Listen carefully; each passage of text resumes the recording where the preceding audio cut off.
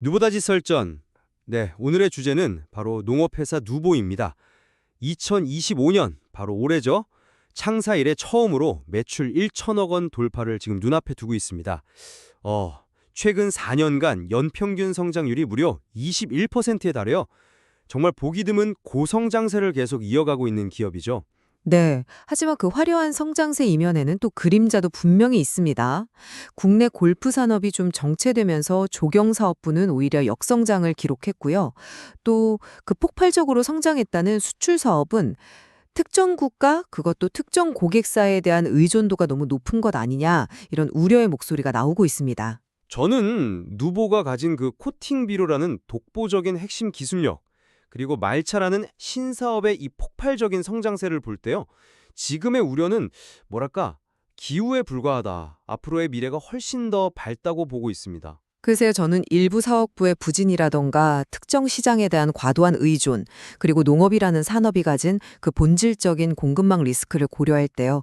지금의 성장세에 너무 도취되기보다는 좀 더 신중하고 냉정한 시각이 필요하다, 이렇게 생각합니다. 누보의 성장을 이야기하려면요. 이 명확한 두 개의 엔진을 봐야 합니다. 첫 번째는 단연 독보적인 코팅 비료, 즉 CRF 이 기술입니다. 이게 그냥 단순히 비료를 조금 더 잘 만드는 그런 수준의 이야기가 아니거든요. 세계 최초 기준의 기술인데 이 비료를 쓰면 기존 방식 대비 비료 사용량을 무려 88%, 농부가 비료를 뿌리는 횟수를 75%, 그리고 농업 과정에서 발생하는 온실가스를 67%까지 획기적으로 줄일 수 있습니다. 이건 제품을 파는 걸 넘어서 농업의 패러다임 자체를 바꾸는 기술이라고 봐야죠. 전 세계적으로 친환경 고효율 비료 시장이 연평균 15%씩 성장하는 이 거대한 흐름 속에서 누보는 그 흐름을 선도할 핵심 기술을 이미 손에 쥔 겁니다. 그리고 두 번째 엔진이 바로 말차 사업입니다. 최근 3분기 실적을 보면요. 말차와 녹차 부문 매출이 전년 같은 기간보다 138%나 증가했습니다. 정말 경이로운 숫자죠. 그런데 더 놀라운 건 뭐냐면 최근에 기존 계약보다 3배나 큰 482억 원 규모의 장기 공급 계약을 체결했다는 점입니다. 이 계약은 2026년 4분기부터 발생할 매출이 이미 확보되었다 이 뜻이거든요. 미래의 성과를 현재로 가져온 거나 마찬가지입니다. 이 두 개의 강력한 엔진을 바탕으로 올해 창사 이래 최대 매출과 영업이익 달성이 거의 확실시되고 있습니다. 숫자가 성장을 증명하고 있는데 누보의 미래를 어떻게 어둡게 볼 수 있겠습니까? 그 화려한 숫자 이면에 가려진 몇 가지 사실들을 좀 짚어보고 싶습니다. 먼저 그 포트폴리오의 약한 고리부터 한번 보죠. 골프장 잔디와 조경 사업을 담당하는 자회사 ENG, 여기가 국내 골프 산업의 정체와 맞물려서 역성장을 기록했습니다. 모든 사업이 다 잘 나가는 게 아니라 한쪽에서는 오히려 실적을 깎아먹고 있다는 뜻이죠. 보통 이런 사업은 회사의 안정적인 현금 흐름, 그러니까 캐시카우 역할을 해줘야 하는데 오히려 지금 전체 실적에 발목을 잡고 있는 그런 형국입니다. 그리고 둘째는 높은 의존도라는 구조적 리스크입니다. 그 폭발적으로 성장했다는 말차 사업, 그 실상을 좀 들여다보면요. 결국엔 북미라는 단일 시장, 그리고 더 정확히는 특정 대형 고객사 한 곳에 대한 의존도가 이건 절대력이라고 봐야 합니다. 회사 측 자료에서도 미국 향이 현재 대부분의 수출량이라고 인정을 하고 있거든요. 만약에 그 고객사의 메뉴 정책이 바뀌거나 북미 시장의 트렌드가 변화하거나 혹은 예상치 못한 통상 문제가 발생하면 회사 전체가 크게 흔들릴 수 있는 아주 취약한 구조인 거죠. 셋째는 농업이라는 산업이 가진 본질적인 한계입니다. 말차는 공장에서 규격에 맞춰서 그냥 찍어내는 공산품이 아니잖아요. 찻잎을 키워서 가공하는 농산물입니다. 이건 안정적인 대량 생산이 본질적으로 어렵고 국내 재배 면적의 한계라던가 기후변화 같은 통제 불가능한 변수에 그대로 노출되어 있다는 의미입니다. 우리가 몇 년 전에 샤인머스켓이 처음에는 큰 인기를 끌다가 공급이 과잉되면서 가격이 폭락했던 사례를 기억해야 합니다. 마지막으로 잠재적인 재무 리스크도 남아 있습니다. 아직 주식으로 전환되지 않은 43억 원 규모의 미전환 사채 CB가 있어요. 이게 쉽게 말하면 앞으로 주식으로 바뀔 수 있는 잠재적 주식이 340만 주나 대기하고 있다는 뜻입니다. 이 물량이 시장에 나오면 기존 주주들의 주식 가치가 희석될 수 있는 부담이 여전히 존재한다는 겁니다. 그 말차 사업의 리스크를 지적하셨는데 저는 바로 그 지점이야말로 누보의 역량과 신뢰도를 가장 잘 보여주는 부분이라고 생각합니다. 482억 원이라는 대규모 장기 계약, 그것도 북미의 까다롭기로 소문난 대형 고객사와 맺은 계약입니다. 이 계약 자체가 그 고객사가 누보의 안정적인 공급 능력과 품질 관리 능력을 얼마나 깊이 신뢰하는지 보여주는 가장 강력한 증거가 아니고 무엇이겠습니까? 그 신뢰가 영원할 것이라는 보장은 없지 않습니까? 농산물 공급이라는 건 언제든 변수가 생길 수 있는 영역이고요. 저는 그 계약 규모가 크면 클수록 오히려 리스크가 더 크다고 봅니다. 만약에 태풍이 와서 녹차밭이 큰 피해를 입거나 예상치 못한 병충해가 돌아서 공급에 차질이 생긴다면 그 거대한 계약은 그대로 부메랑이 되어서 돌아올 수도 있는 거니까요. 그건 모든 농업 관련 기업이 안고 가는 숙명적인 리스크죠. 중요한 것은 그 리스크를 어떻게 관리하느냐, 바로 이겁니다. 누보는 이미 2년 전부터 말차 트렌드가 부상할 것을 예측하고 원료 공급 지역을 선제적으로 확대하는 등 아주 철저하게 준비를 해왔습니다. 하루아침에 운 좋게 계약을 따낸 게 아니라는 겁니다. 현재 국내 말차 원물 수출 시장의 90% 이상을 누보가 점유하고 있는데 이게 뭘 의미하겠습니까? 품질과 공급 안정성, 이 두 마리 토끼를 모두 잡았다는 것을 시장이 인정한 결과라고 봐야죠. 저는 그 점을 좀 다르게 봅니다. 시장 점유율 90%라는 것은 독점적 지위가 아니라 오히려 독점적 리스크를 의미할 수도 있습니다. 만약에 한국의 말차 생산 전반에 문제가 생긴다면 그 모든 충격을 누보가 혼자서 다 흡수해야 하는 그런 구조라는 뜻이니까요. 포트폴리오 다변화뿐만 아니라 공급망과 고객 다변화도 리스크 관리의 기본입니다. 근데 누보는 과거 5개국에 수출하던 것을 최근 3개국으로 줄였어요. 이건 사업 효율화라는 이름으로 포장된 특정 고객사에 올인하는 매우 위험한 전략으로 보입니다. 모든 달걀을 미국이라는 단 하나의 바구니에 담고 있는 셈이죠.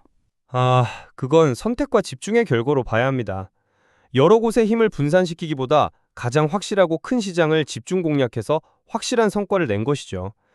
그리고 그 북미 고객사가 전 세계에서 가장 까다로운 공급망 관리 기준을 가졌다는 점은 어떻게 보십니까? 그들의 파트너가 되었다는 것 자체가 누보의 리스크 관리 능력을 세계적인 수준에서 검증받았다는 의미 아닐까요?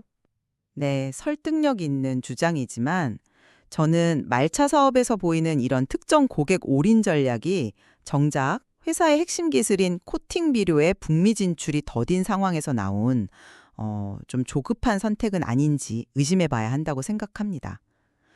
안정적인 캣시카우 역할을 해줘야 할 조경사업부가 흔들리니까 단기 성과가 확실한 한 곳에 집중하는 위험한 베팅을 하고 있다는 것이죠. 말차 사업의 그 단기 리스크에만 집중하면 누보의 본질에 놓치게 됩니다. 이 회사의 진정한 가치와 미래 성장성은 10년, 20년을 내다보는 핵심 기술, 바로 코팅 비료에 있습니다. 앞서 말씀드렸듯이 이 기술은 단순히 좋은 제품을 파는 게 아니거든요. 온실가스 감축과 식량 안보라는 전 지구적 과제에 기여하는 솔루션입니다. 시대적 요구에 정확히 부응하기 때문에 일시적인 유행에 그치지 않고 지속적인 성장이 담보된다고 봐야 합니다. 실제로 다른 글로벌 농자재 회사들이 연 5에서 6% 성장할 때 누보는 두 자릿수 성장을 이어가고 있지 않습니까? 그 논리에는 동의하기가 좀 어렵습니다. 잠재력과 현실은 구분해야죠. 핵심 시장으로 진출하겠다는 그 북미 시장에서의 초기 성과는 어떻습니까? 매우 미미합니다. 첫 공급 물량이 5만에서 6만 달러 수준이고 내년 전체 예상 매출도 5억 원에 불과합니다. 연매출 1천억을 바라보는 회사의 규모에 비하면 사실상 없는 수준이나 마찬가지입니다. 그건 보수적인 북미 시장의 특성을 고려해야 합니다. 특히 잔디용 비료 시장은 새로운 제품에 대한 테스트가 아주 길고 까다롭습니다. 시장의 문을 열기 위한 테스트 물량이었을 뿐이고요. 이 작은 시작이 거대한 시장을 여는 교두보가 될 겁니다. 이미 주요 글로벌 기업들과의 계약이 구체화되고 있다는 점이 훨씬 더 중요한 시그널이죠. 물론 그럴 수 있습니다. 하지만 그 계약이 의미 있는 숫자로 연결되기까지는 상당한 시간이 필요할 겁니다. 저는 오히려 다른 숫자에 주목하고 싶습니다. 올해 3분기 누적 실적을 보면 코팅 비료의 매출 비중이 27%로 상반기 대비 소폭 감소했다는 점입니다. 물론 비료 사업이 상반기에 집중되는 계절적 요인이 크다는 점은 감안해야 합니다. 하지만 이것이 폭발적인 성장세가 점차 둔화되는 초기 신호는 아닌지 면밀히 살펴볼 필요가 있습니다. 회사가 말하는 장밋빛 미래와 실제 숫자가 보여주는 현실 사이의 간격을 냉정하게 봐야 한다는 겁니다. 마지막으로 사업 포트폴리오의 안정성 문제를 짚어보겠습니다. 골프장 사업이 부진한 것은 명백한 사실입니다. 하지만 이 사업이 전체 매출에서 차지하는 비중은 13% 수준에 불과합니다. 반면에 코팅 비료가 27%, 말차가 9% 등 고수익 핵심 사업의 비중은 점점 더 커지고 있습니다. 저는 이것을 특정 사업의 부진이 아니라 저수익 사업 비중을 줄이고 고수익 사업 위주로 재편되면서 기업의 체질이 오히려 더 건강하게 개선되고 있는 과정으로 해석합니다. 또한 부진을 타개하기 위해 13곳의 신규 골프장 입찰에 참여하는 등 사업을 완전히 놓아버린 것도 아니고요. 한 축이 역성장을 기록하고 있는데 체질 개선이라고 포장하기는 어렵습니다. 골프장 사업은 원래 새로운 성장 동력이 자리를 잡을 때까지 안정적인 현금 흐름을 창출해줘야 할 사업부입니다. 그런데 오히려 전체 실적을 깎아먹고 있는 상황이지 않습니까? 이건 회사의 리스크 관리 능력에 대한 근본적인 의문을 제기하게 만듭니다. 동시에 말차와 같은 신사업에 대한 편중 현상이 얼마나 심화되고 있는지를 보여주는 방증이기도 하고요.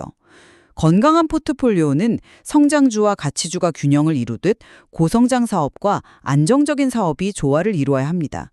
지금 누보는 그 균형이 좀 깨진 것처럼 보입니다. 3분기까지 매출 총이익이 전년 대비 47%나 증가하고 영업이익은 22억 원이나 개선된 것은 결국 고수익 사업 위주로 포트폴리오가 성공적으로 재편되었기 때문입니다.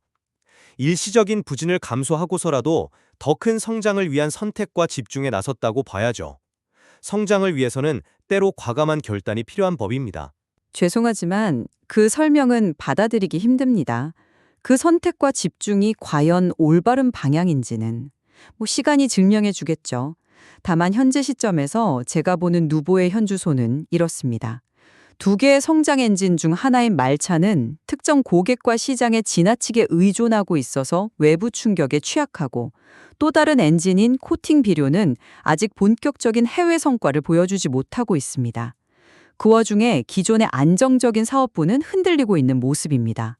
이것이 제가 보는 누보의 현실입니다. 누보는 코팅 비료라는 경쟁사가 쉽게 따라올 수 없는 강력한 기술적 해자를 갖췄고 여기에 말차라는 새로운 성장 엔진을 성공적으로 장착했습니다.